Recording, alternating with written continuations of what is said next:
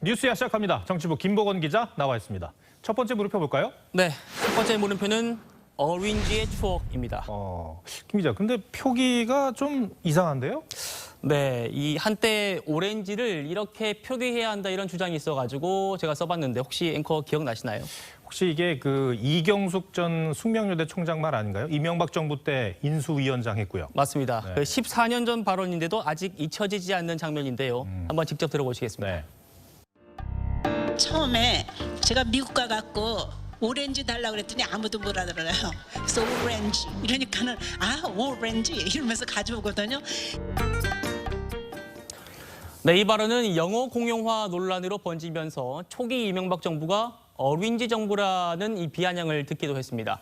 이명박 정부 때 유독 고소영, 또 S라인, 강부자 같은 비판 유머가 많이 등장했는데 그 시작 정부로 볼 수 있겠습니다.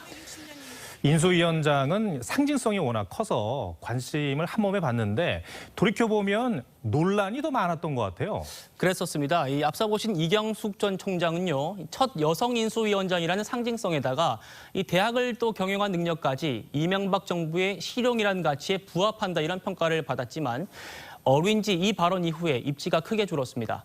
또 박근혜 정부의 인수위원장이었던 김용준 전 헌법재판소장은요, 초대 국무총리로 지명이 됐다가 아들의 병역 의혹, 또 부동산 투기 의혹, 또 허위 재산 공개 의혹 등으로 지명 5일 만에 사퇴를 하면서 정권 초기에 큰 부담이 됐습니다. 앞으로 인수위 업무에 계속 참석하시나요? 관련된 제기된 의혹에 대해서 해명이 좀 힘들다고 생각하신 건가요? 이 새 정부가 출범하기도 전에 정치적 타격을 미치는 경우가 있겠어요. 그런데 이 인수위원장도 그렇고 인수위원도 그렇고 정부나 청와대 요직으로 가는 경우가 많죠. 그렇습니다. 인수위는요, 이 위원장과 또 부위원장 그리고 위원들도 24명 이내로 임명이 됩니다. 이 사람들이 다음 정부에 이 내각에 참여하거나 또 주요 보직을 맡는 경우가 많아서 인수위를 섀도우 캐비닛이라고 부르는데요. 이 때문에 자천타천으로 인수위에 들어가려는 캠프 출신 인사들이 매우 많습니다. 그래서 경쟁도 치열한 걸로 알려지고 있습니다. 네. 지금 이 정권 교체기이기 때문에 인수위가 일하는 태도도 정말 중요할 것 같아요. 그렇습니다. 인수위가 이 전명군처럼 행세한다 이런 말을 듣기가 쉬운데요. 노무현 전 대통령은 이명박 정부 인수를 향해서 인수위는 호통치고 반성문 받는 곳이 아니다 이렇게 날을 세웠고요. 또 참모들에게는 죄 지은 것처럼 보고하지 말라 이렇게 말하기도 했습니다. 하지만 이 정권 교체를 앞세워서 당선된 윤석열 정부가 문재인 정부의 부동산 정책 같이 이런 정책들을 바꾸다 보면 마찰음이 나올 수밖에 없지 않겠냐 이런 전망과 지적들도 많습니다. 네. 첫 번째 물음표 정리해 볼까요? 네, 첫 번째 물음표 어린지의 추억의 느낌표는요. 탕평과 실력의 인사로로 하겠습니다. 네. 자, 인수위의 두 달이 차기 정부의 성패를 가른다 이렇게 흔히들 말합니다. 자칫 인수위가 권력 투쟁의 장으로 변질될 수가 있는데 윤 당선인이 오늘 직접 말한 대로 실력과 탕평에 기반한 인사가 우선이 돼야겠습니다. 두 번째 물음표는 뭡니까? 네, 두 번째 물음표는 윤석열, 너는 몇 층 사니?로 하겠습니다. 윤석열 당선인하고 잘 보이진 않습니다만 어린이의 모습이 보이네요. 그렇습니다. 이 당선이 확실시된 10일 새벽 3시 50분쯤에 윤 당선인이 집에서 나오다가 만난 어린이에게 직접 한 말인데요. 화제가 되고 있습니다. 영상으로 보실까요?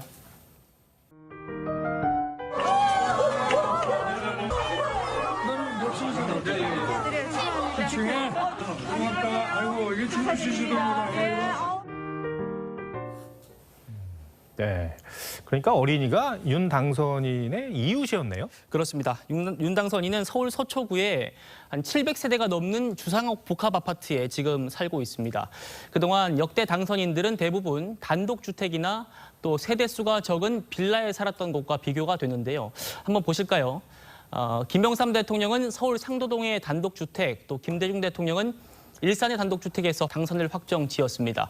노무현, 문재인 대통령은 서울 명륜동과 홍은동 빌라, 이명박 대통령은 서울 가회동 한옥집, 또 박근혜 대통령은 서울 삼성동의 단독주택에서 살다가 청와대로 들어갔습니다. 첫 아파트에 사는 당선인인 셈이네요. 근데 이제 그 이웃들하고 이렇게 다정하게 친밀하게 인사하는 모습은 참 보기가 좋은데 문제는 경호 아니겠습니까? 그렇습니다. 윤 당선인은 지금 강화문 대통령도 추진을 하고 있는데요. 이제 문재인 정부 출범 초기에 이 강화문 대통령 추진위에 참여했던 유홍준 의원도 이 주요 시설 대체 부지를 광화문 인근에서 찾을 수 없다는 결론을 내렸다 이렇게 말을 했습니다. 하지만 윤 당선인은 이 제왕적 대통령에서 벗어나서 국민과 내각과 가까워지려면 이 경호 문제는 어느 정도 내려놓을 수밖에 없다. 또 5월 10일 대통령의 첫 직무는 광화문에서 하겠다 이렇게 말하면서 의지가 강하다고 합니다. 제왕적 대통령의 잔재를 철저히 청산해야 합니다. 새로운 대통령실은 광화문 정부 서울청사에 구축될 것입니다. 대통령 관저도 청와대에서 옮기겠다는 거죠? 그렇습니다. 일단 취임 전까지는 지금 살고 있는 아파트에서 통이동 당선인 집무실로 출퇴근을 할 예정입니다. 취임 이후에는 삼청동 총리공관을 관저로 쓰는 안이 유력하지만 이 총리공관이 협소하고 또 맞은편에 있는 고지대가 인구 밀집 지역이라서 경호가 특히 취약하다 이런 점이 변수입니다. 이 때문에 다른 곳에 관저를 마련해야 하는 거 아니냐 이런 의견들도 적지 않습니다. 네. 두 번째 물음표도 정리해 볼까요? 네, 두 번째 물음표. 윤석열 너는 몇 층 사니의 느낌표는 단골 식당 다니는 대통령을 보고 싶다로 정해봤습니다. 네. 오바마 전 미국 대통령은요, 임기 중에 단골 햄버거 가게를 찾아서 점심을 먹었었고요. 또 메르켈 전 독일 총리는 편안한 차림으로 마트에서 직접 장을 보는 장면이 포착되기도 했죠. 저희가 주민들 얘기를 들어보니까 윤 당선인이 아파트 주변의 마트에서 직접 장을 보는 장면이 많이 목격됐다고 하더라고요. 첫 아파트 출신 당선인인 윤 당선인, 취임 뒤에는 어쩔 수 없이 관저로 가겠지만 국민들과 자연스럽게 스킨십하고 또 소통하는 대통령이 됐으면 하는 바람에서 저희가 달아봤습니다. 네. 김보은 기자 오늘 설명 잘 들었습니다.